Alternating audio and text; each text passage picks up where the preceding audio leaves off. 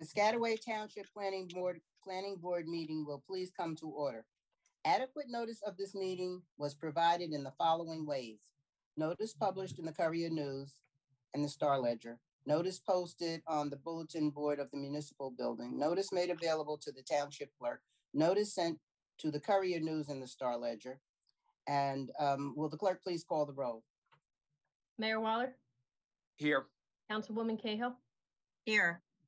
Ms. Corcoran is working on it. Ms. Saunders? She's here.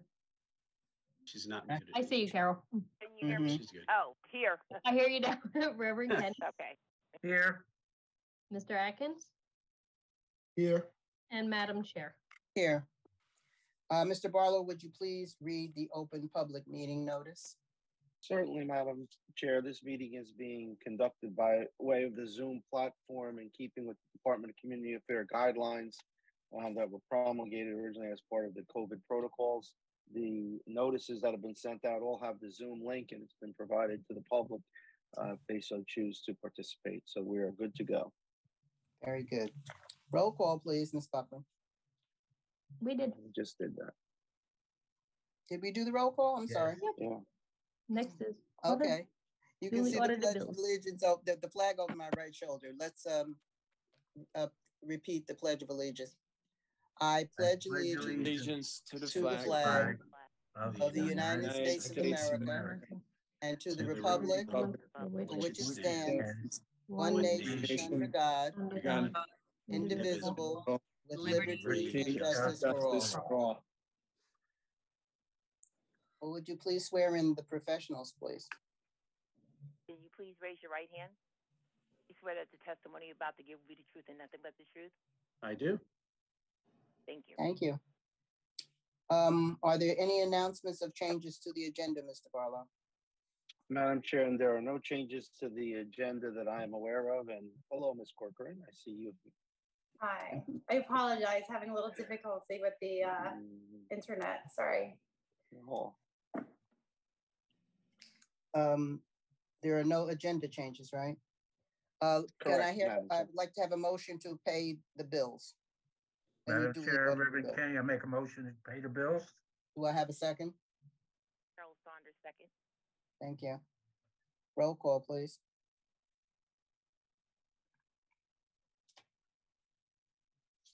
Roll Laura, call. you're muted. Maybe that's why nobody's answering me. Mayor Waller. Yes. Councilwoman Cahill. Yes. Ms. Corcoran. Yes, Ms. Saunders. Yes. Reverend Kenny. Yes. Mr. Atkins. Yes. And Madam Chair. Yes. Item number 8, adoption of resolution to memorialize action taken on March 8th, 2023. I don't think we have any. Is that not applicable, Ms. Buckley? Correct. Okay, adoption of the minutes from the regular meeting of March the 8th, 2023. Madam Chairman, Carol Saunders, I'd like to adopt the minutes from the regular meeting of March 8th, 2023. Madam Chair, I'll second that. Thank you. Roll call, please. Reverend Mayor Kenny. Waller. Yes. Councilwoman Cahill. Yes. Ms. Corcoran. yes, Reverend Kenny. Yes. Ms. Saunders. Yes. Mr. Atkins. Yes. And Madam Chair. Yes. Item number 10, 22 PB 06/07 V as in Victor, as Azar Javid and Rafakat Jasoam Farouk. Block 8001, Lot 9, Zone R10, for a minor subdivision and bulk variance. Mr. Arch? Good evening, Madam Chair. Good evening, members of the board professionals. I'm Tim Arch. I'm an attorney licensed in the state of New Jersey, and I'm here representing Mr. Javed and Mr. Faruqi. This is an application for a minor subdivision at 1112 Brookside Road. This is an oversized, long lot, so dimensionally it actually is multiple times the requirement for length existing and for area, and we are proposing to subdivide into 2 residential properties with proposed single-family homes, which are permitted in that area. Housekeeping question, I would ask Mr. Barlow if we have proper jurisdiction in front of the board. You do, Mr. Arch. Thank you, Mr. Barlow. And also we have three reports. I have a CME report dated March 17th, 2023. I have a memorandum from Mr. Hinterstein dated March 21st, 23. And I have a DNR memo dated March 10th, 2023. I'm going to cut to the chase and say that we will agree with all of the conditions and the comments contained in all of those reports, just so that the board is aware. By way of, there are two comments or two questions, or I guess requests for clarification on Mr. Ryerson's report, the CME report. And so by way of background, I want to kind of tell you how we got to this point, and I think that'll answer at least one of the questions in the CME report. This is an application that's been going on for quite some time. When we originally applied for this, what we did is that because our property is abutting up against township property, and because we are requesting, I should actually go over the minor variances that we're requesting. Dimensionally, the two lots that we are creating, we're proposing an 88.07 foot lot width for one of the new lots, which also is the same as the lot frontage, where 100 feet is required. And on the other lot, proposed lot 902, we are requesting an 88.07 foot minimum lot depth, where 100 feet is required. And on that lot, we are asking for a front yard setback of 23 feet as opposed to the 35 feet for the home that's proposed on that lot. As far as the dimensional requirements, we did send a letter out, which is our practice, to send a letter out to the adjacent property to see if they were interested in purchasing selling any of their adjacent land in order to make our lots more conforming. That's township property. When we originally filed this application a while ago, we did send a letter out, and the feedback we got initially was that the township was not interested in selling any portion of the adjacent lot. So then as the process of the application went on, the township actually contacted us and indicated that they would be interested in selling a 10-foot portion of the adjacent lot.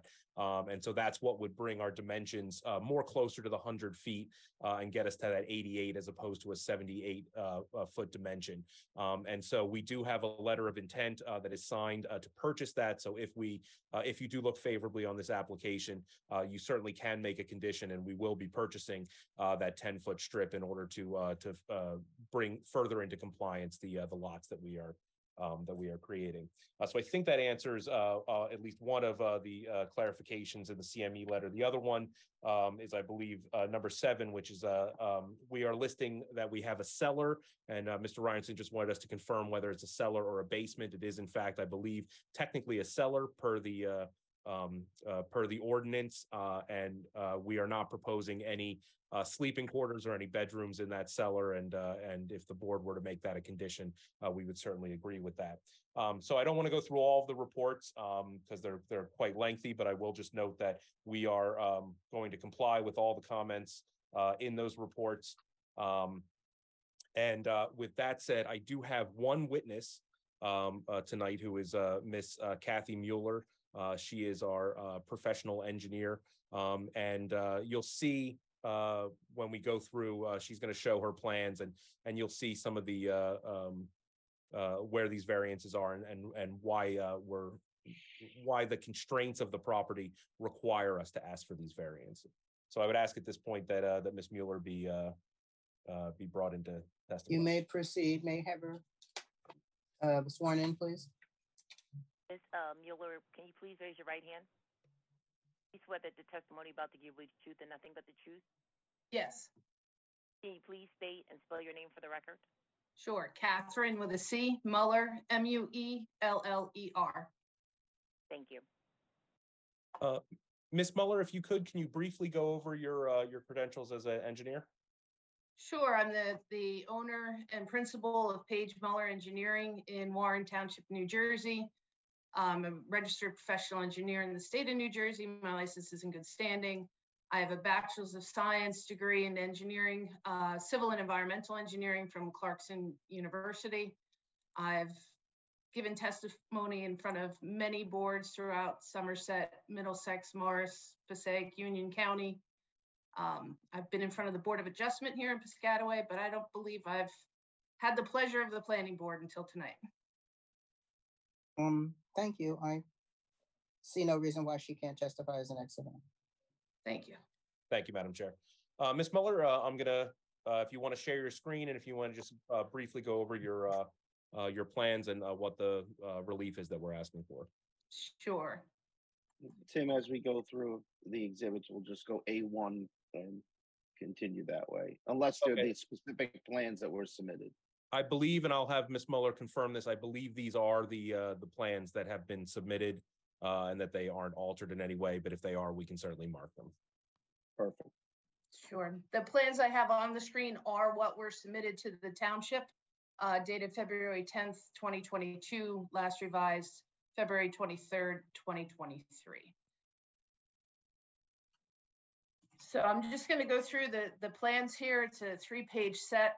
On the cover page, I'll just briefly describe the existing conditions. It is a corner lot. I'm going to, just for ease of description, I'm going to refer to the Brookside roadside as north. It's kind of that corner. It's the physical corner of the intersection. Vacasano Court runs to the west. We have single family lots to the south. And as you've heard, to the, what I'm terming the east, is a vacant lot owned by Piscataway Township. So our application is for both block 8001, lots 9 and 10.01. The majority of the improvements, all the improvements will be on lot 1. We've included lot 10.01 because we are proposing the 10-foot minor subdivision to include the transfer of 10 feet to the project lots. There is an existing single family house that fronts on Brookside Road. They have one driveway curb cut, single family house, a detached shed in the back. And through the middle of the lot, you'll see that there's some environmental constraints. The applicant did file with the DEP for an LOI, which is valid until 2025. It indicates the features to be state open waters, no associated wetland buffers, but as there's a defined channel and bank, there will be a riparian buffer associated with that feature. We studied the drainage area to the ditch. It's less than 50 acres, so there is no flood hazard elevation associated with it. And just as you heard Mr. Arch describe, we're a narrow kind of rectangular lot.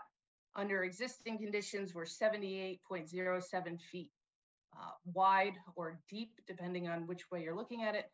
And then the long axis on average is about 558 feet. The lot in total for lot 9 is exactly 1 acre, or 43,560 square feet. And the adjacent township lot is approximately 2 acres. If nobody has any questions about the existing conditions, I'll go to our minor subdivision. You may proceed to the next portion, your testimony. So what we show on this plan is basically the 10-foot dedication or the 10-foot purchase from the township lot. This interior dash line was the old property line. We're adding 10 feet from the adjacent lot and essentially dividing the property into 2 lots. The resultant lots we've labeled as 9.01, which will be the corner lot of Brookside Road and Vacasano, and what I'll refer to as the interior lot, 9.02. 9.01 will be 24,571 square feet. And just a reminder, we're in the R10 10,000 square foot zone, so we're almost 2.5 times the size in land area. And the rear lot similarly is 24,539 square feet, or 639 square feet. I apologize. So again, almost 2.5 times the land area. So what we did then, and with consultants and input from your consultants, we struck the yards. In Piscataway, the narrowest frontage on a corner lot is measured for both the frontage and the lot width. So that's where we arrive at our two variances for proposed lot 9.01, because we're measuring the lot width and frontage along the shorter axis of the property. So that's proposed at 88.07 feet. We have two front yards. The side yard abuts the township property, and the rear yard is adjacent to the new lot line. The rear lot, if everybody can see that, is actually analyzed different. It has one front along Vacasano, which exceeds the required 100-foot lot frontage and lot width. And then our lot depth is 88.07, and we are requesting that variance. The lot does have a little bit of a unique boundary as Vacasano's right-of-way curves away from the lot.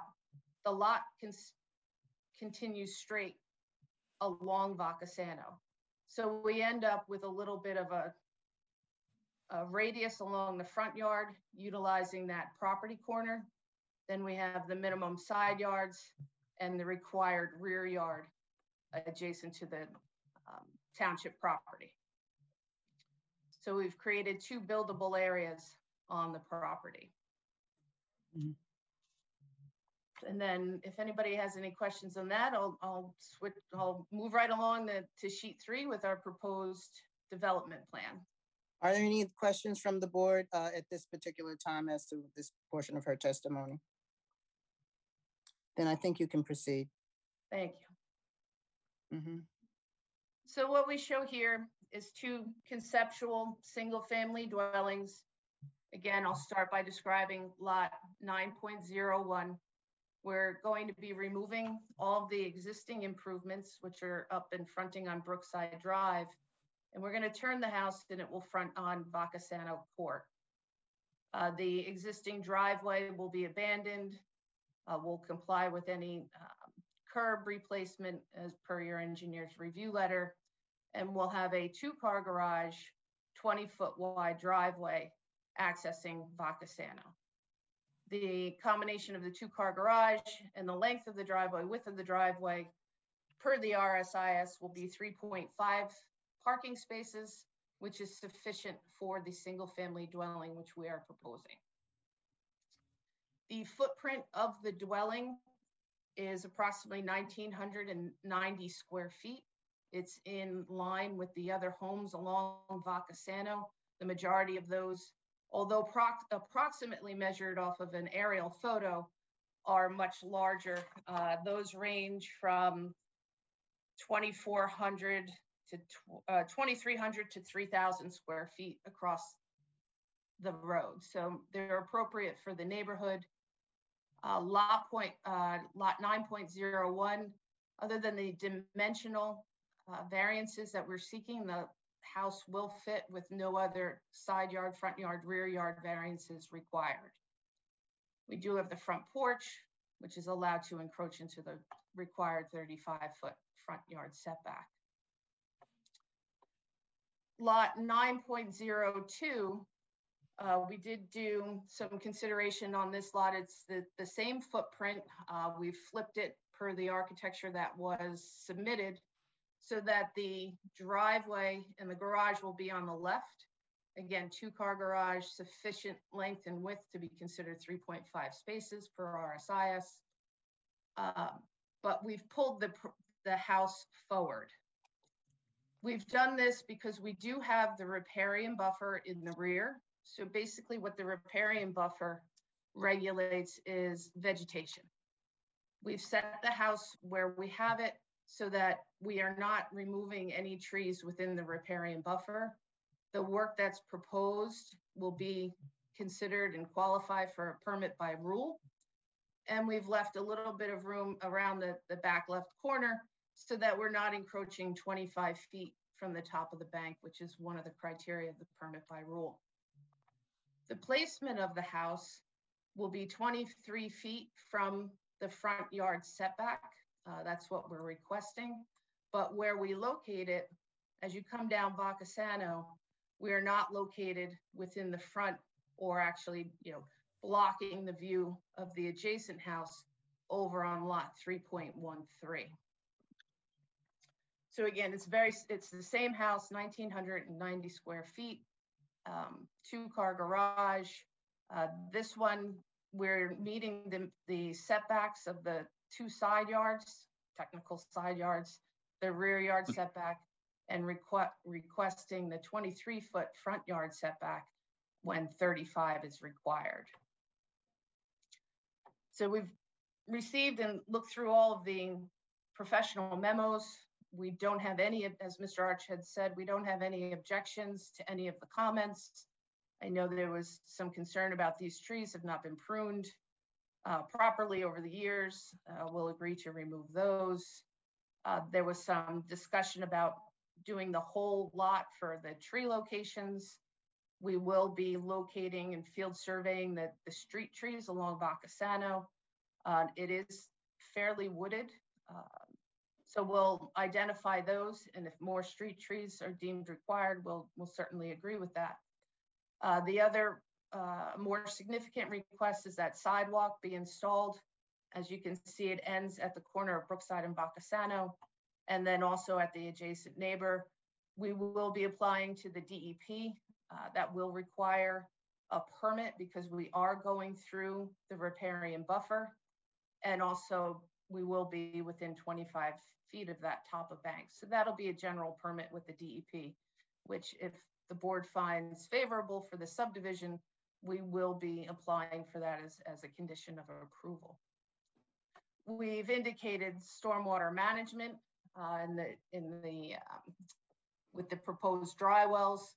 They've been sized for 3 inches over the roof per today's standards and green infrastructure and distances to groundwater and infiltration. We will be doing soil tests to ensure that those will both work properly and be in compliant with all the regulations.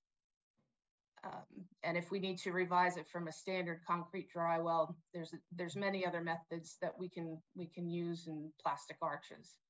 So the true improvements we would propose to do at the time of plot plan, we'll put the footprints on, we'll do full soil erosion and sediment control per the township standards, and then we'll do the soil tests and propose a stormwater management system that is compliant with the soils. Both houses will be served by public water and public sewer. The existing house has both utilities, which we'll utilize, and the new house will connect into Vacasano Court. So that's the gist of the improvements, a minor subdivision. Again, these are going to be oversized lots. We do have the dimensional variances as I described with the width and the frontage, and also the depth on 9.02. Thank you. Ms. Muller, if I can just, I just want to ask you 1 or 2 quick follow-up questions. Just to confirm, we are happy to work with all the township professionals to address any of their concerns that were brought up in the letters. That's accurate? Yes. Okay. And I just want to touch upon, you had indicated, number one, that the house really, we can't move it back anymore because we're constrained by those environmental concerns, the location of the tree and the location of the riparian zone. Is that correct? That's correct. Okay. And you had also mentioned the way that the right-of-way curves down Vacasano and sort of the lot line continues straight, that while it's technically a 23-foot setback, visually, I think you were indicating that it actually will appear to be not as imposing into the setback because the right-of-way actually curves away and flares out. Is that correct? That's correct. And you can't see the lot lines, obviously, when you're out there in the real world. You really just judge that by where the right-of-way is, correct? That's correct. Okay. Relative to the curb, it's going to be very similar to the adjacent house. And yeah, and one thing I did want to ask is, I think that we had essentially an estimate of the adjacent house, what its setback is. Do you recall what that is, or do you have that shown on your plan? We do. It's 27.3. Again, this is estimated off of aerial photos. So 27.3 on the curve. And that's fairly consistent with what we're asking for, minus 1 or 2 feet. That's correct. Okay. I have no further direct questions. Okay, thank you. Are there any questions from the board, members of the board at this time of this witness? Madam Chair, I do, Mayor Waller. Not so much a question, but a statement for Mr. Arch. One of the problems that we've been having with some of the properties that, homes that back up to township property or township parkland is that residents over time don't know where the boundary lines are, and then they end up going in using township land or township parkland. So we're going to request as part of the board approval that there be on the corners adjacent, the lot corners adjacent to the township parcel, a small sign or delineation of where the boundary lines that what we've been putting up is that township property beyond this point, and on the other side of the sign, I'll say private property beyond this point. So I want to know in the future that if Public Works has to go out there for any reason, everybody knows where everybody's boundary line is, and nobody's guessing, and nobody's putting brush or tree limbs on township properties and then calling the township Public Works saying that it needs to be removed because it fell from a tree or something like that.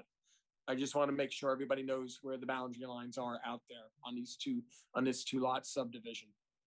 I think that sounds completely reasonable, and I don't see any reason why we wouldn't agree with it. I do know we have represented, the ownership is here, and certainly if I say anything that they disagree with, they can unmute and let me know, but I think that's perfectly reasonable, and we would agree with that. Okay, thank you, Mr. Arch.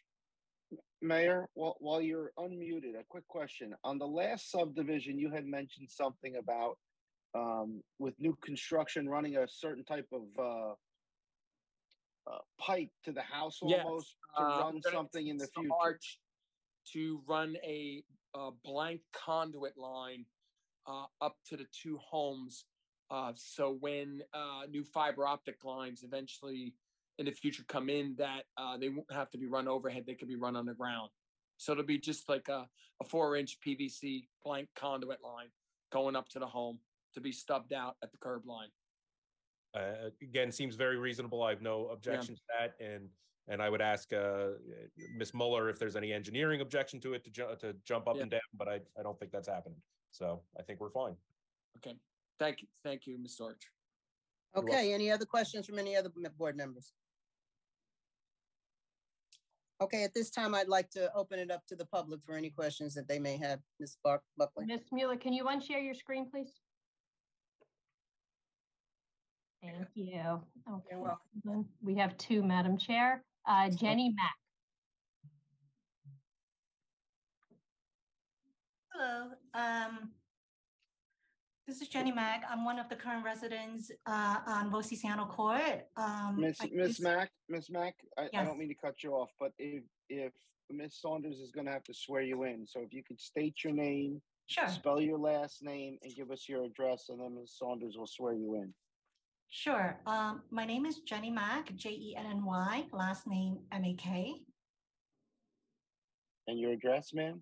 My address is 16 Vosiciano Court, Piscataway. Okay. Thank you.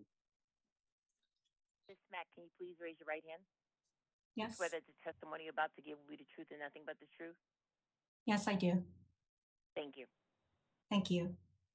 Okay, yeah, my question is, we do have a homeowner association for Vosiciano Court, so I wonder, given that, this variance and lots are going to be on the street as well, especially the entrance is going to be from Vosiciano, would they be, are we supposed to include these two new lots into the association, or just a general question?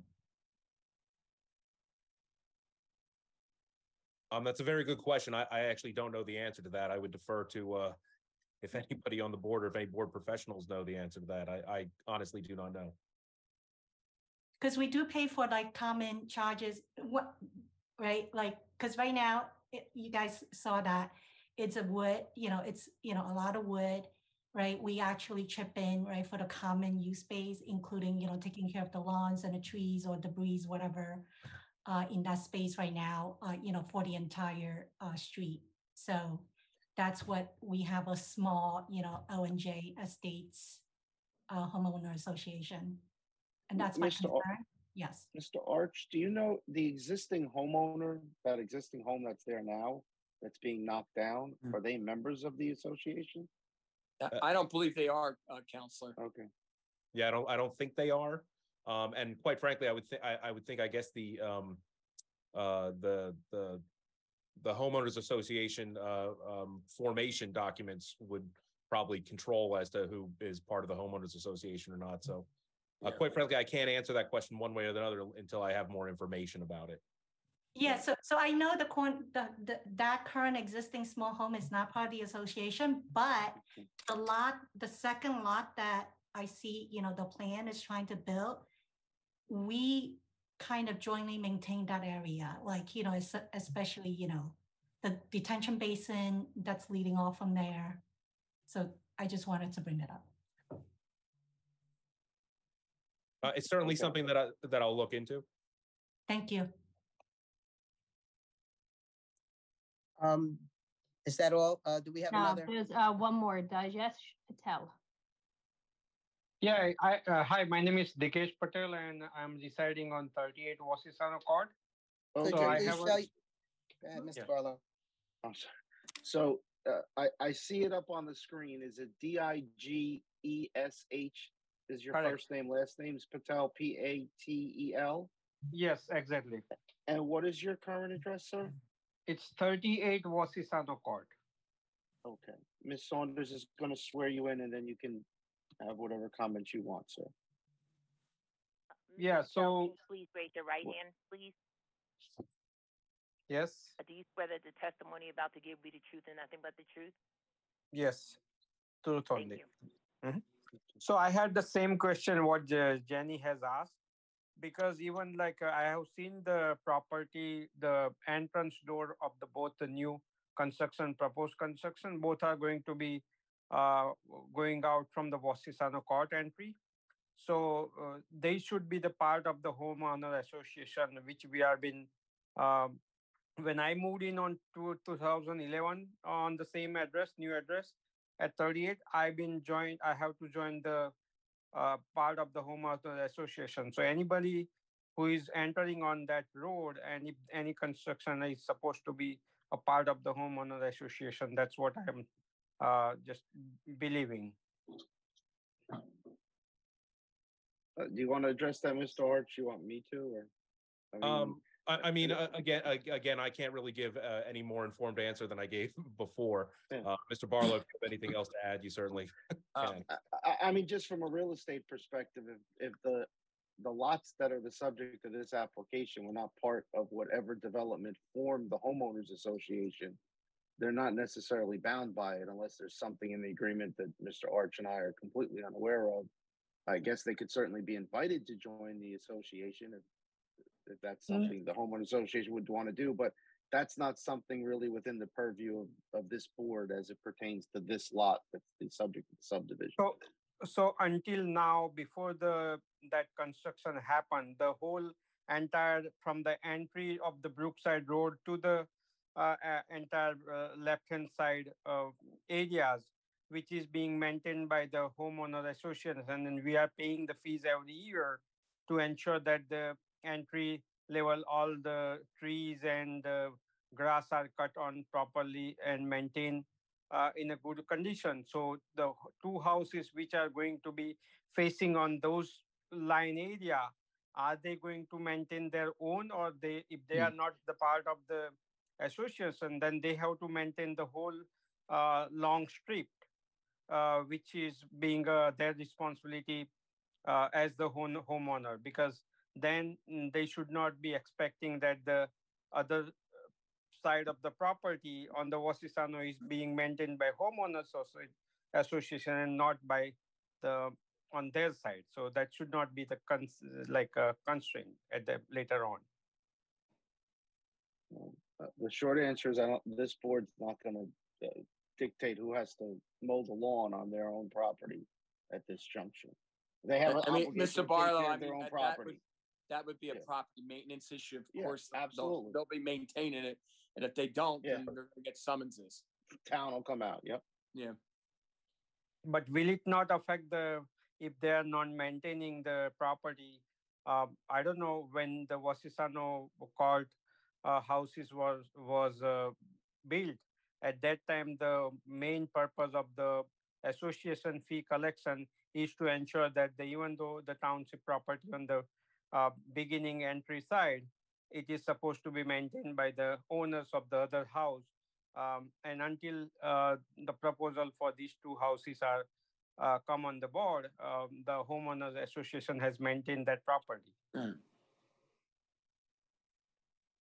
Your comments are noted, sir. Okay. Thank you. Are there any other members of the public who wish to question this witness? No one, Madam Chair. Okay, thank you. Close to the public. Okay, Mr. Thank- Arch? Thank you, Madam Chair. As I indicated, there are, I do have the potential homeowners or the applicants are here. If there's any direct questions the board have for them. However, I don't intend to ask them any direct questions. I would just sum up to say that, again, I think these are relatively minor variances that we're requesting, and I think they're quite frankly dimensional variances and frontage variances that your board sees all the time and is not inconsistent with the variance relief that this board has granted in the past. I think that we've shown that there are some environmental features on the land that really lead to the need for these variances, which are unique to this piece of property and is not seen in other pieces of property. And I think that we've also demonstrated that these variances can be granted without a substantial detriment to the surrounding area. We are creating, improving, beautifying, adding the sidewalk and putting in homes that are consistent, if not actually less intense than some of the homes that are in that area based on square footage. So with all that, I think that we have met the criteria for these C variances. And I thank you for your time tonight. Okay, board members, you have, what's your pleasure on this application? Madam Chair, I just want to make sure whatever we do, Mr. Barlow, we had those, the items that I discussed in part of with the memorialization. Absolutely, though, and the applicant had agreed to them, they would be conditions of approval if those the subject of a motion in favor. Thank you. Do I have a motion? Reverend Kenny, I make a motion that this application be granted for these two lots that came before us tonight. Subject to all the conditions. Conditions be met. Do I have a second? Councilwoman Kendall, second.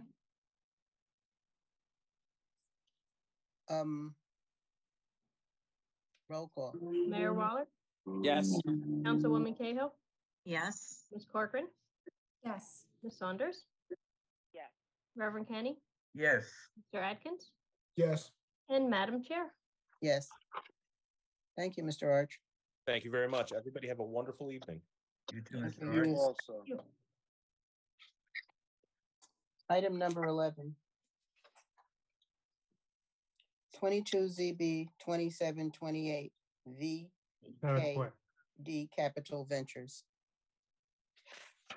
Madam Chair, this is Carol Saunders. I need to recuse myself from hearing this application, personal reasons.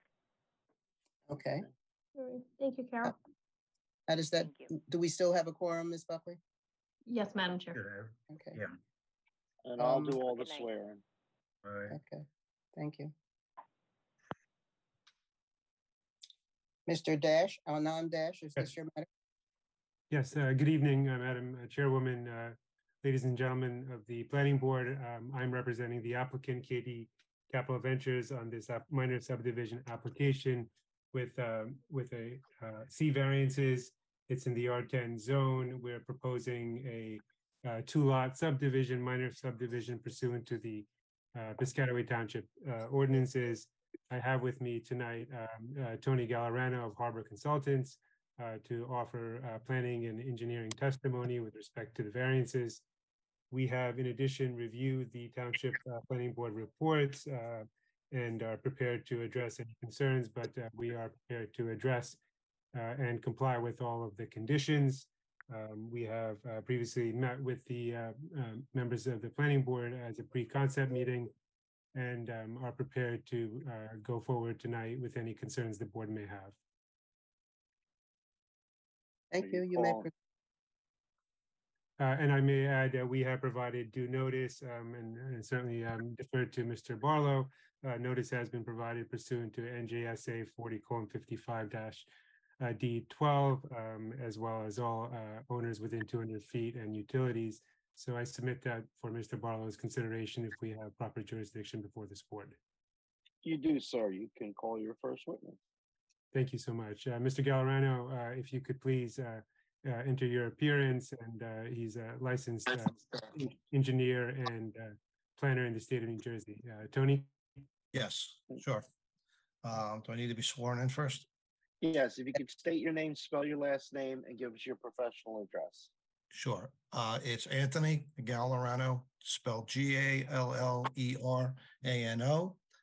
with the firm of Harbor Consultants. We're located at 320 North Avenue East in Cranford. Raise your right hand, sir.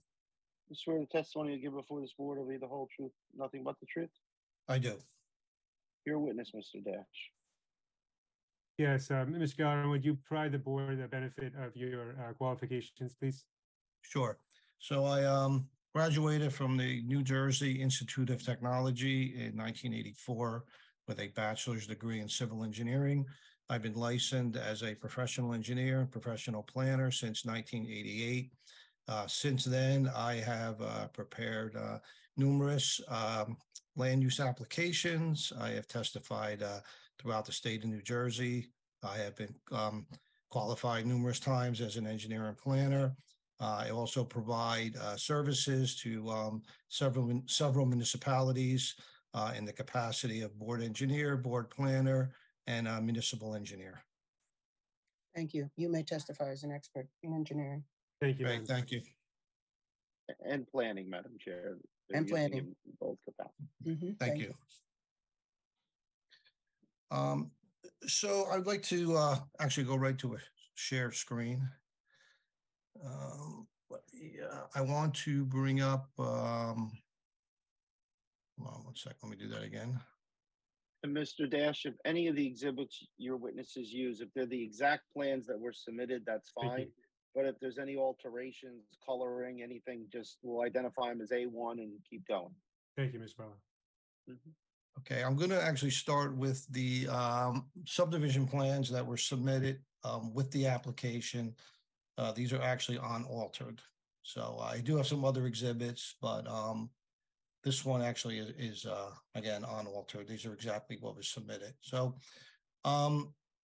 starting with the cover sheet, which is sheet 1 of the plans. Just want to identify the location of the site. This is lot 801 in block 11207, located at 164 Fisher Avenue. It's located on the north side of Fisher between Forest and Deerfield Avenue. You'll note Fisher Avenue was formerly known as New Brunswick Avenue. Forest Street was formerly known as 5th Street, and Deerfield Avenue was formerly known as 6th Street, which will have some relevance a little bit later in the testimony. This lot is a little bit unusual. It's actually a reverse frontage lot, which means it has frontage on 2 streets. It has a 100-foot frontage along Fisher Avenue and a 75-foot frontage on Park Avenue. There is an existing dwelling, and I'm just going to scroll to sheet 2, which is shows the existing conditions. As you can see, there's an existing dwelling fronting on Fisher Avenue. The portion fronting on Park is actually unoccupied. The entire lot area is 17,500 square feet. The total depth is 200 feet, which is consistent with the block. So with that, I'm going to get out of this exhibit, out of this site plan. I do have a site exhibit, which can everybody see this? Not yet. Not yet, okay. I think I have to go back in.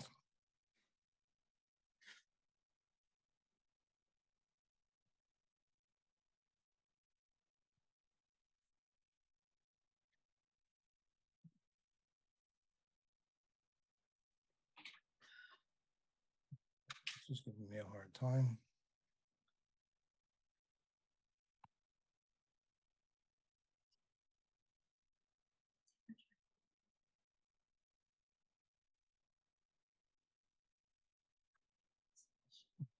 Why my site exhibit's not coming up?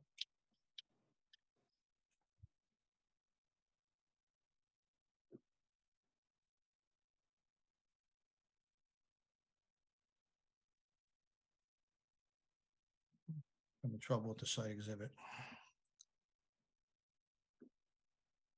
Just try it one more time.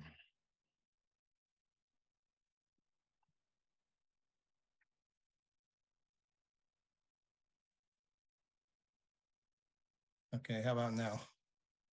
Now it's up. Okay. Okay, yeah, I don't know why that was giving me trouble. So the this is a colorized version of the subdivision plan. So this this was not submitted with the application package. We'll refer to that as A1. A1, okay. So what the applicant is looking to do is just basically subdivide the property, basically split the property in half, follow the 100-foot depth that basically is consistent with the block. This will create two lots, a 75 by 100-foot lot on Park Avenue and a 100 by 100-foot lot on Fisher Avenue. The lot on Fisher Avenue, we've identified as lot 801, and that will contain the existing dwelling. The lot along Park Avenue, we've identified as lot 802, and what the applicant is proposing is to subdivide and construct a future single-family dwelling. This dwelling will have a one-car garage, one-car driveway, again, fronting on Park Avenue. This is located in the R10 residential zone. In order to create this subdivision, there will be several bulk variances required. So first off, with the existing dwelling to remain, there is currently a pre-existing front yard nonconformity. The front yard requirement is 35 feet. The existing front yard setback is 25.2. Again, that will remain unchanged with the subdivision. A new variance will be created for the rear yard of the existing dwelling, and I'm just going to zoom in on that a little bit. With the creation of the subdivision line, that will create a rear yard setback of 19.5 feet, where 25 feet is required. With respect to the newly created lot on Park Avenue, lot 802, that will require several variances with respect to lot width and lot frontage. This is a 100-foot zone, so lot frontage and lot width is required to be 100 feet, where 75 feet is proposed. The lot area requirement is 10,000 square feet, where 7,500 square feet is proposed. So those three variances are being created. The front yard setback for the existing dwelling, I would represent as a C1 variance. The remainder, I would again represent as a C2 variances, and we'll get into the proofs in a few minutes. If you were to look around the surrounding area, you'll find that the majority of the lots are all in increments of 25 feet. They're either 50 foot, 75 foot, and 100 foot. And there's a reason, I'll explain in a minute why I believe how those lots were created that way. With respect to the reverse frontage lot, we don't typically, as engineers and planners, typically create reverse frontage lots by design.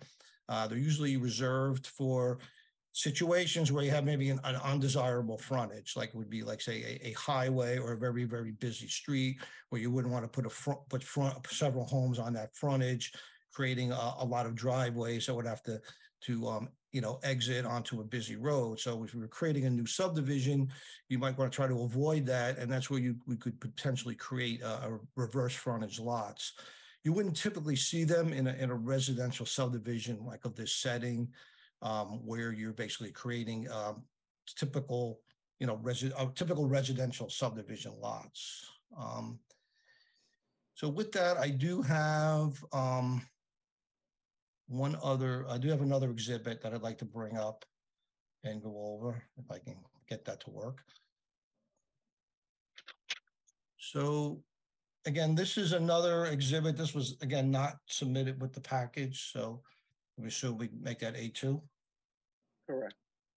Okay. So this is the file map that was actually recorded and created the existing subdivision. This map is identified as map of Section A, New Brunswick Highlands, and it's dated March of 1920.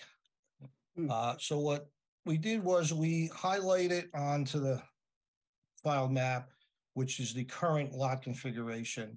As you can see, this map, as I mentioned earlier, Fisher was formerly known as New Brunswick, and Deerfield was formerly known as 6th Street, and Forest was formerly known as 5th Street.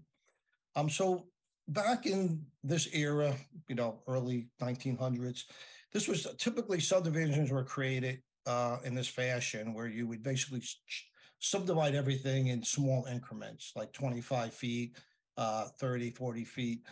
In this case, all of these original lots are all subdivided into 25-foot increments. And then typically people would purchase multiple lots depending on what size lot they ultimately wanted, right? So if somebody wanted a 50-foot lot, they'd buy 2. If they wanted a 75-foot lot, they'd buy 3. If they want a 100-foot lot, they'd buy 4. So that's why you see in this neighborhood lots of 50-foot, 75-foot, 100-foot, because the lots were originally subdivided in 25-foot increments.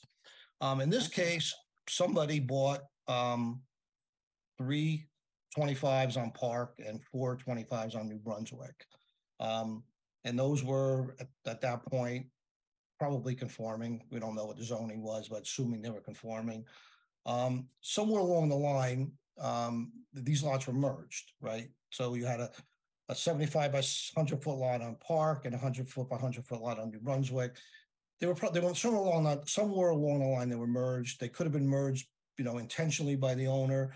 I think it's more probable that they were probably merged by the tax assessor at some point when the zoning was changed to 100-foot. You now had a non-conforming lot on Park Avenue, and you adjoining a in common ownership to a conforming lot, so they're probably merged.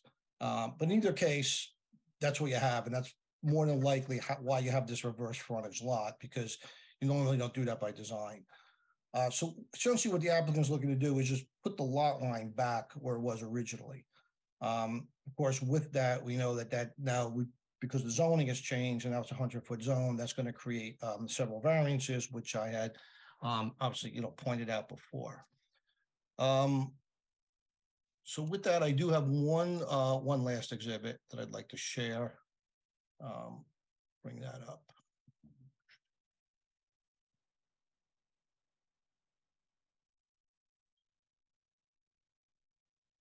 And this is a highlighted version of the tax map.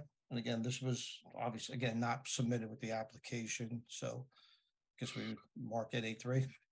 Correct, sir. Okay. So what we did, like I mentioned before, if you look at the tax map, you'll see lots of like varying sizes, right? 50-foot, 75-foot, 100-foot. I looked at an area just adjoining the property question. So along Park Avenue, I looked at lots on both sides of the street within the same block, and it's the same on Fisher Avenue. And all these lots that I identified with a red circle, those are all lots that are currently undersized. They're either 50 or 75 foot. There's a total of 33 lots in this study area. 16 of them are undersized. If I pan around and you kind of even look at the adjoining block, you'll see again, there's all different sizes, right? There's 50 footers or 75 footers, there's 100 footers. And that's pretty typical within that area that was created with that original file map. It all kind of follows the same theme. So with that, I believe, taking into consideration the the area, that the size of the lots. I think that the creation of that 75-foot by 100-foot lot is going to be consistent with the neighborhood. I don't see that having any negative impact on any of the surrounding properties. With that, it kind of leads into the negative criteria for the planning proofs. I believe the negative criteria is satisfied. I don't see, again, the lot size having any negative impact.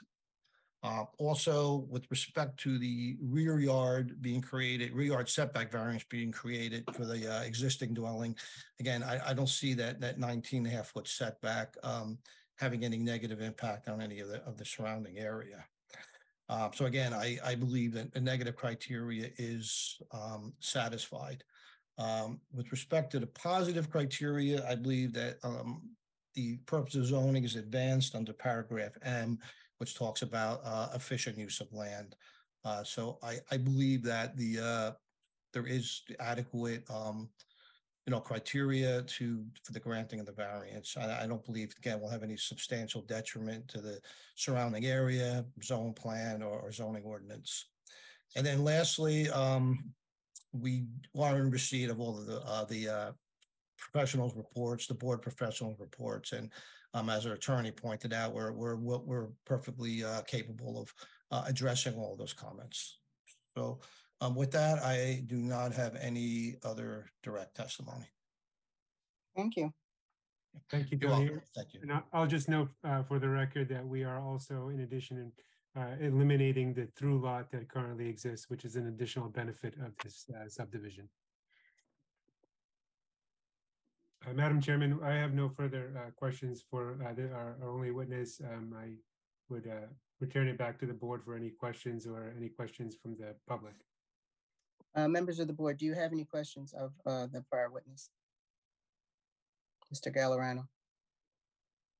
Yes. Yeah. Hearing no questions. Madam Chair, can I ask one sure, absolutely. question or two? How you doing, Tony? Sure. How are you? Good to see you. I think we're going to see each other tomorrow night. I just want to get this narrow. The through lot condition is not a preferred configuration on a zoning on a planning perspective. Would you agree with that? Yeah, absolutely. Like I said, we don't usually design, create these by design. Yeah, and I think you showed that historic map that shows there are some unique conditions going back decades before zoning even was implemented. So you're eliminating that through lot condition. All the lots next to the lot that's being created are developed, correct? That's correct. So there's no opportunity to create a conforming lot.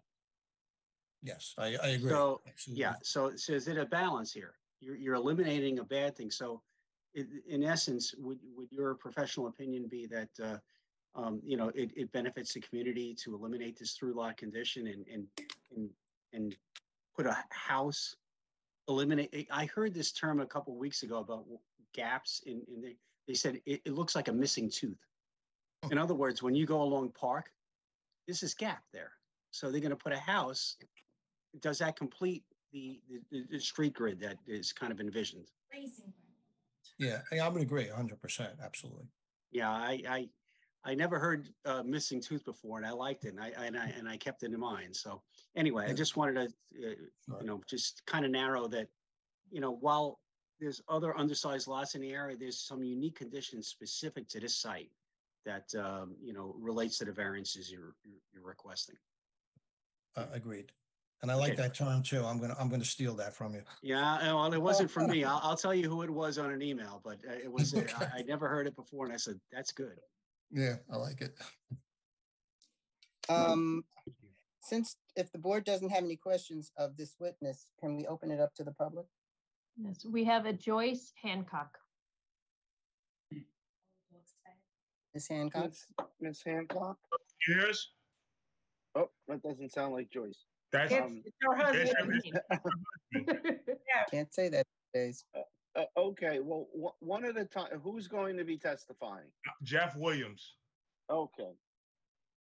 Mr. Williams, if you could spell your name, state your name, spell your last name, and give us your address, sir.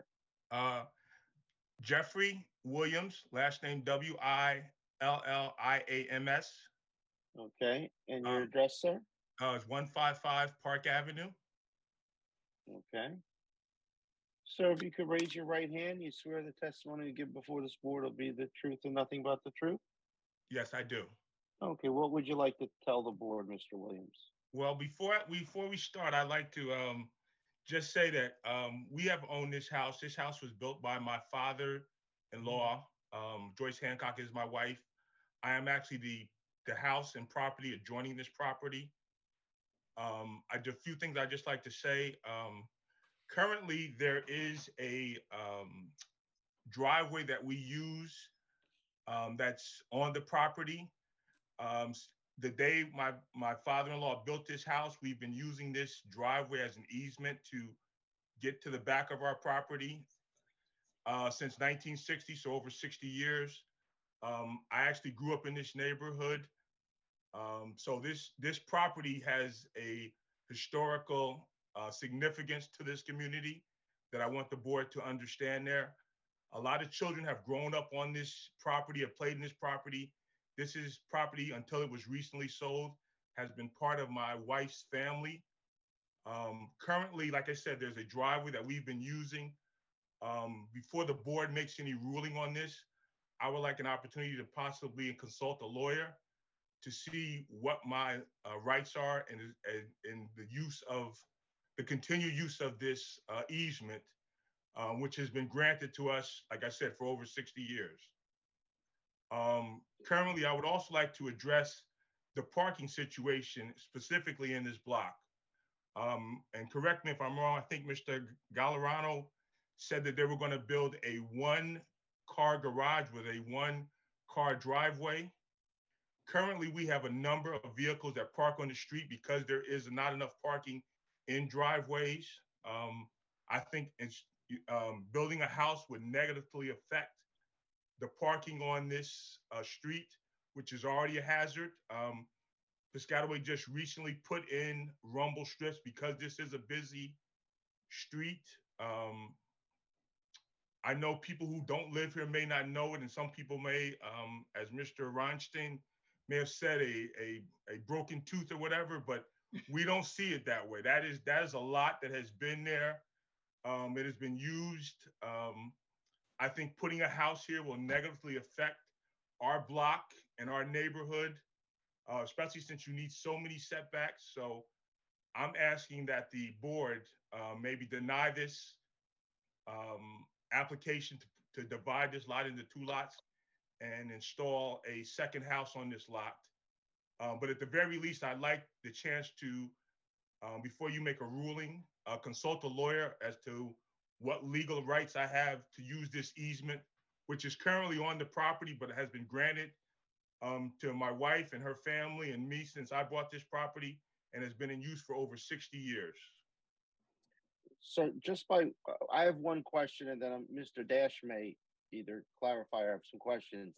You keep using the word easement. Is there a filed legal document that's been filed with the clerk's office granting a legal easement, or are you just indicating that over time you've used it? Over time, we don't have a legal signed document. Okay, well, okay, that's fine. But it's been in our family. We've used it for 60 years. It's well documented. I can provide testimony and witnesses that.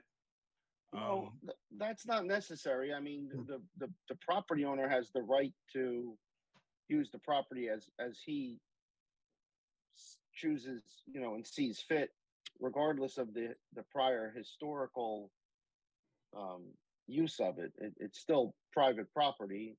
But that's why an easement is a legal term that actually has some additional legal connotations. That's why I just wanted a clarification. Mr. Dash, do you want to? I don't know where Mr. Dash went. I think he might have got knocked off. Miss Buckley, do you see Mr. Dash? No, I do not. Mr. Barlow, while we're waiting to get the legal counsel back from the applicant, I understand the concerns of the residents out there, but unless there was a formal easement out there, it really wasn't an easement, even though historically they've been using the property, correct? Correct. They've actually been trespassing. From a legal perspective, they've gone on the private property. Now, again, they may have had the permission of the owners, but without a filed easement, it's the individual, it's the property owner's right to attempt to do with the property whatever the law allows or the planning board. So in a case like this, Mr. Barlow, technically the new owner who's filing the application here today, technically can legally put a fence up and block access there because there's not a legal document saying that they can have access. Absolutely. To put up a fence tomorrow morning. In Mayor Waller, I took a site visit to see her, and I'm not taking sides or anything, but and these comments were well-founded, but I think they also have access to off-street parking on their property itself. I mean, that's what I observed. So this was additional access, and whether you're not call it trespassing, it's not like they're cutting off existing access to off-street needed off-street parking. Can I just stop before and say, Mr. Gallerano, I think he's trying to get our attention. Yeah, well, I don't want to interrupt. Yeah. You got Mr. Dash back. The objection of the neighboring owner. However, I will note there's been no formal, we've satisfied both the positive and negative criteria for the variances. This is obviously the first time we're hearing of this. There hasn't been a formal claim submitted for any type of adverse possession or easement. I would submit that this is a private dispute that goes beyond the jurisdiction of this board. And in as much as we've satisfied the criteria under the MLUL, I would respectfully submit that this type of objection goes beyond the purview of the jurisdiction. I mean, I would agree with regards to, access from an adjacent property owner. Are you okay proceeding on the telephone? I guess you got knocked off the Zoom, Mr. Yeah, Dash? that's fine. I'm trying to connect. Okay. That's fine, Tom. That's fine.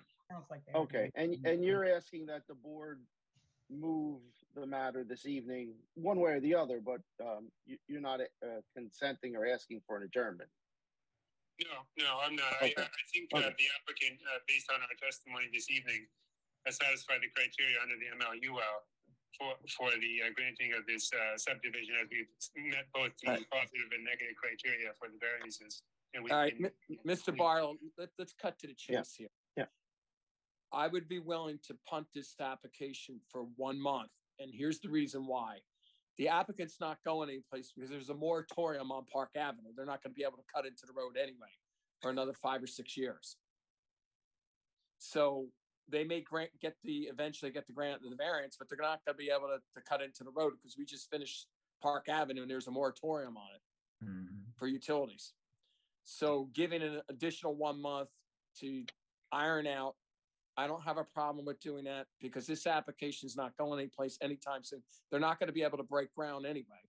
So I do want to add into those conditions that as the prior application about the fiber optic and making sure that they do have sidewalks if the board eventually agrees to the application, sidewalks on both lots.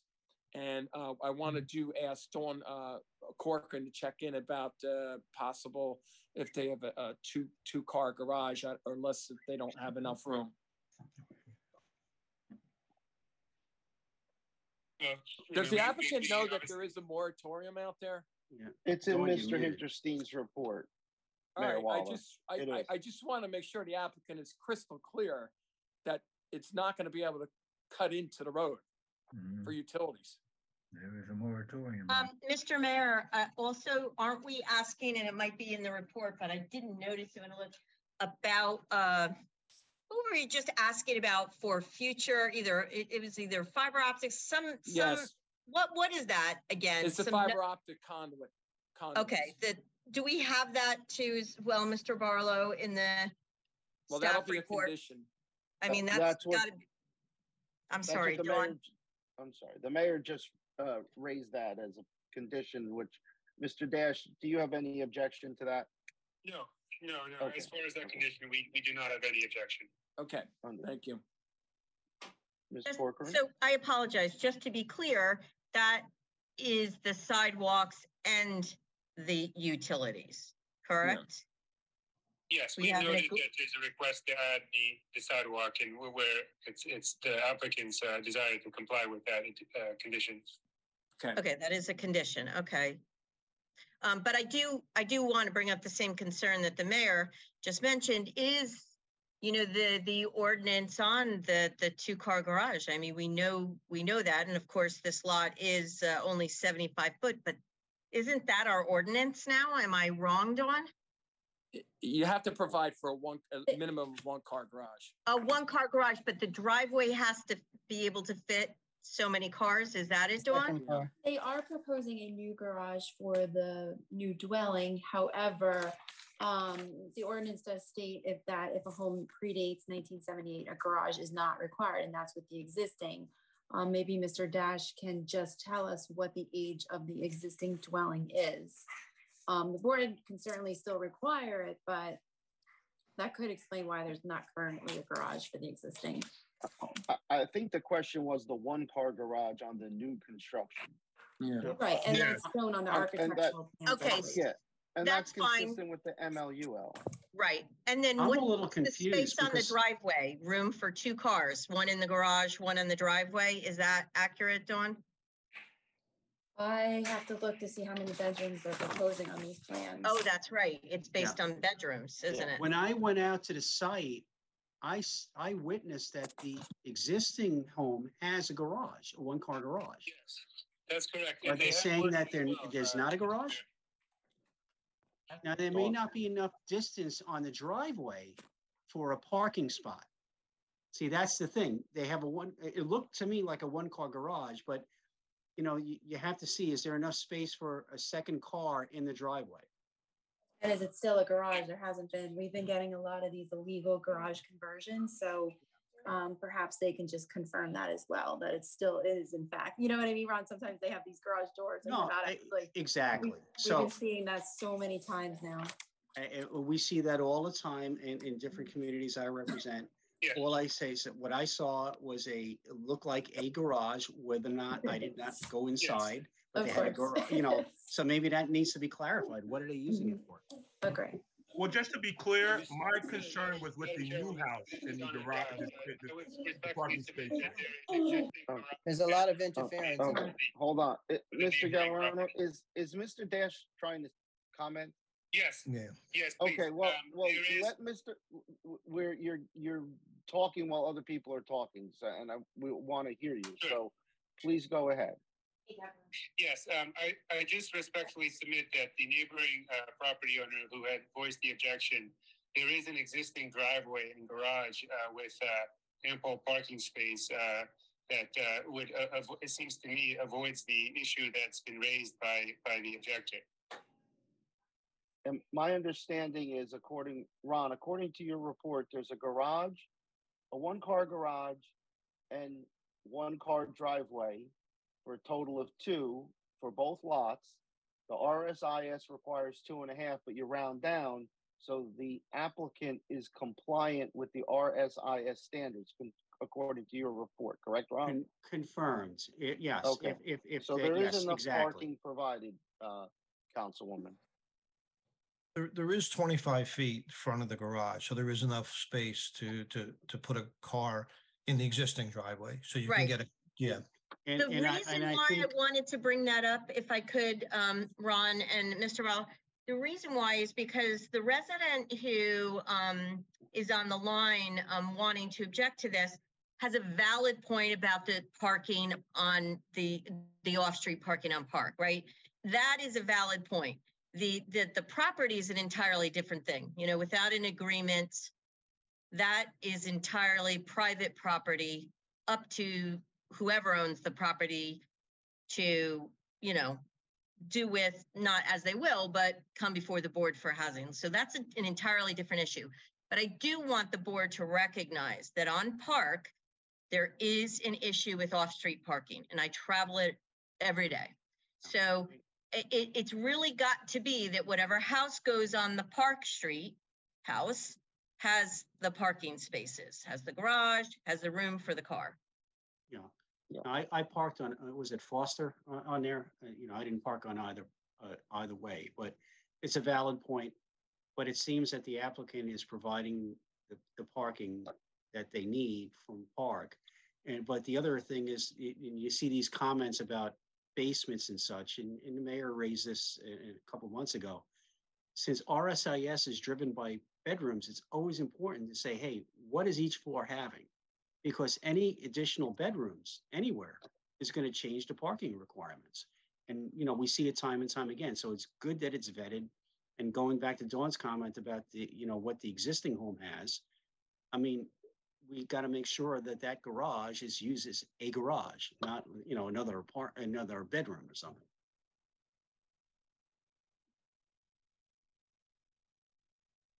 As the applicant, on behalf of the applicant, we would have no issue in having that as a condition. The applicant does not intend to use the garage as any type of residential quarters. Can you still hear me? Yes, sir. Yes. Yeah. So just to be clear, I'm not really concerned about the house on Fisher. I'm concerned about the house on Park Avenue, like I said, that they haven't built. That's so. I mean, the Fisher house is not the one I'm concerned about, as Councilman Cahill explained. It's more sort of parking on Park Avenue. Currently, directly across from that house, we have a house that doesn't have enough parking, and they actually have, currently they have 6 cars, 4 of them which are on the street now, and that's my concern, that if you don't have enough parking with whatever size house you put there, it's just more parking on the street, which is a nightmare now. So that's really my concern. It's not the Fisher Avenue house, it's the new house being proposed on Park Avenue with the parking. Understood, Mr. Williams. There are certain standards that are put out called the RSIS standards, and the applicant is complying with those standards.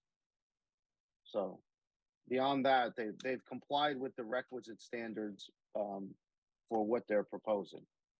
So, and Mr. Barlow, just to help out, the neighbor here, they're here for a subdivision application. They have to come back if they are applying, whether or not Park Avenue is on the moratorium. They have to apply for a conforming home. Would that be correct? In other words, has to comply with all the regulations. Mm-hmm. They've presented a concept plan.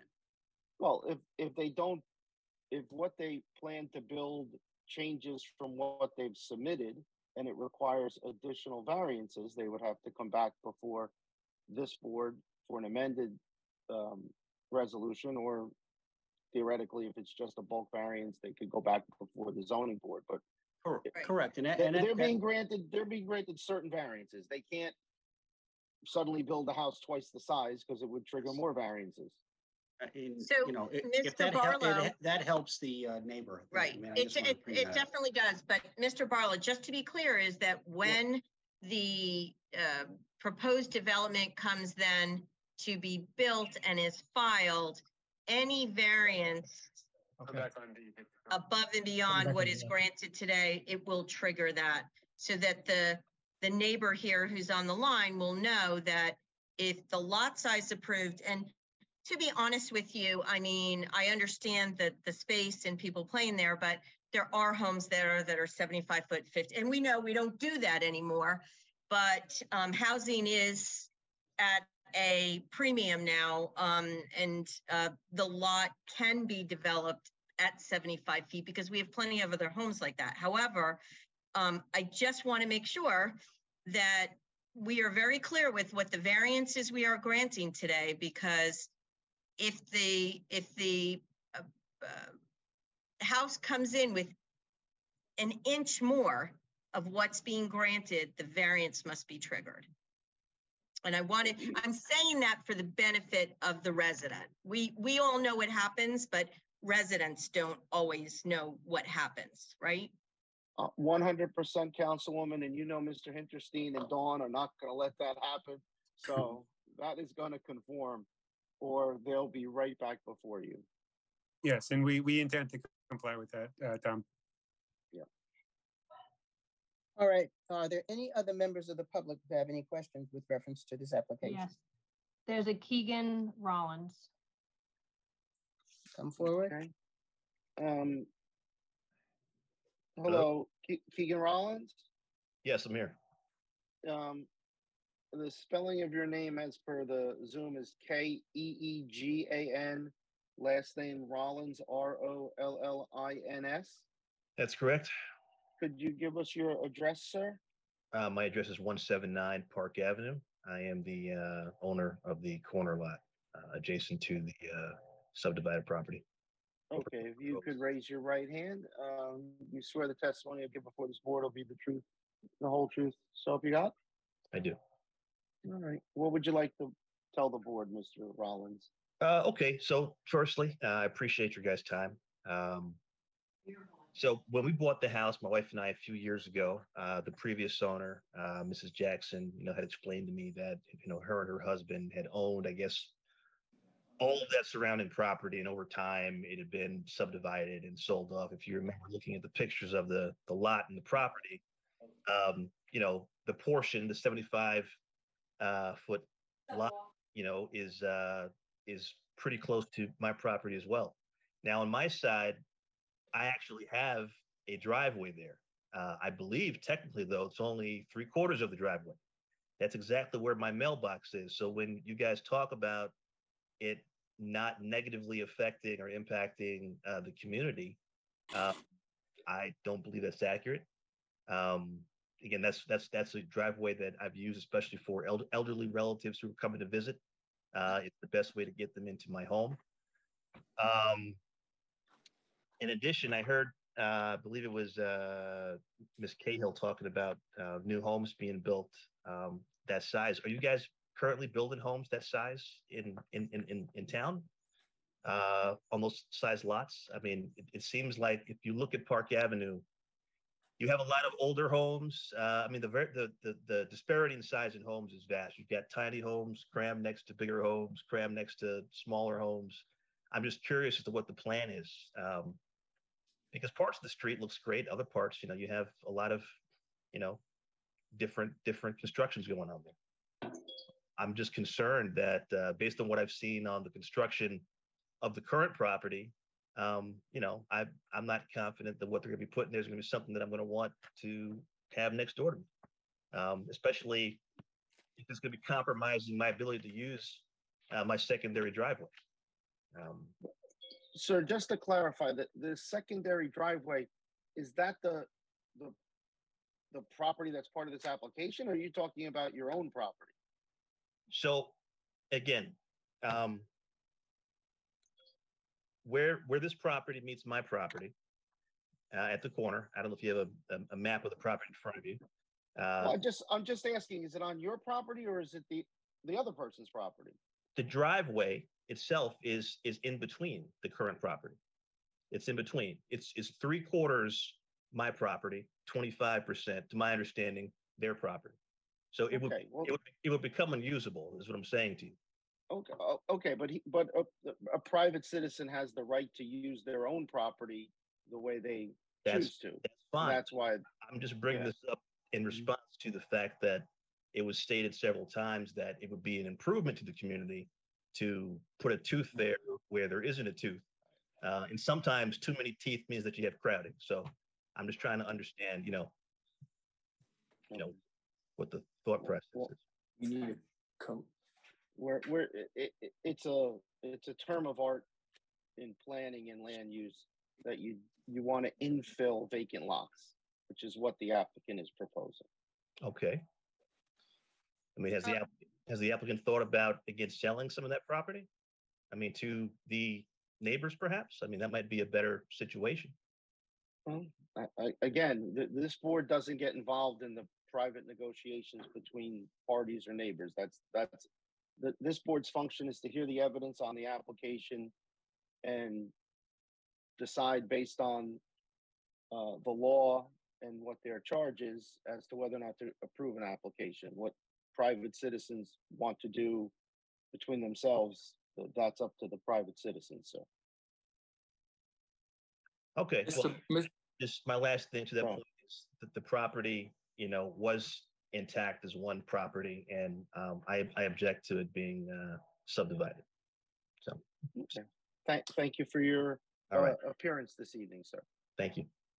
Mr. Barlow, if I may, I'm going to unfortunately have to leave the meeting. So I am asking the board members to hold this off till next month until some of this other legal wrangling can get taken care of. But we should conclude whatever testimony that needs to happen tonight. And from whatever I'm going to agree with that. I'm going to agree with the mayor because, the fact is that no construction can happen right away. There's no reason not to pause for just 30 days. Yeah. These residents may be wanting to contact the landowner to purchase it. I will say it's probably a premium for anyone who's still on the line, but maybe that's what they would want to do. And I think it's fair enough because of the situation, not as a standard, but because they can't go to build right away, 30 days should not negatively affect this application. That's my opinion. Okay, I know you have to go. Mr. Dash, you don't have any other witnesses you were planning on calling, correct? That's correct. Tom. Okay. So the board is moving to close the testimony on this application. There would be no further notices that you'd be required to submit. Anyone on this hearing, you're not going to get another notice. The next meeting is scheduled for May 10th, 2023 at 7:30 p.m. Okay. If based on your comments, if you want to reach out to the property owner, you've gotten a letter from them, you can do that. But the board plans to take action at the next meeting. So if there's a motion to carry this to the May 10th meeting, that would be appropriate. I'll make that motion. And I wanted to also just to be clear to the residents who are on here is that the private property issue is private property. If there were papers, something, in other words, then that's a legal issue. And again, this board does not get in the middle of that piece of it. But when we do come back, if there is going to be no sort of deal struck or whatever the case may be, I can just tell you is that, this board will tend to probably approve this application based on these. I just want to set an expectation that this isn't an extraordinary ask as compared to a lot of things we've seen. But I think it's fair enough that the board is giving to you, the residents, the opportunity to contact the property owner about the one gentleman who's using that one drive, the other gentleman with his driveway abutting so close and may be interested in purchasing it. But I do want to say that out loud. And if you can understand that and understand that's a fair statement, I'm willing to move the application, and I hope somebody will second that. Do I have a second to that motion? Reverend Kenny, Madam Chair, I'll second that motion that we table this for 30 days. Ms. Buckley, will you call the roll, please? Mayor Waller, Yes. Councilwoman Cahill, Yes. Ms. Corcoran, Yes. Reverend Kenny, Yes. Mr. Atkins, Yes. and Madam Chair. Yes. Thank you. Thank you. Do I have a Members motion of the for board, adjournment? thank you. Excuse me? I just wanted to thank the board for its time and indulgence, and just to confirm with Tom that there's no further legal notice will be required for the May 10th meeting. Correct. Okay, thank you. Mr. Dash, I'll email you the new Zoom information. Thank you, Laura. You're welcome. The next regular meeting will be on May 10th at 7:30. Do I get a motion? Do I have a motion to adjourn? So moved, Madam Chair. Reverend Kenny. Second? Do I have a second? Second. Thank you. All in favor? Aye. Aye. Any opposers? Good night, everybody. Have a The ayes wonderful have it. evening. Thank you. Take care. Bye. Good night, everyone.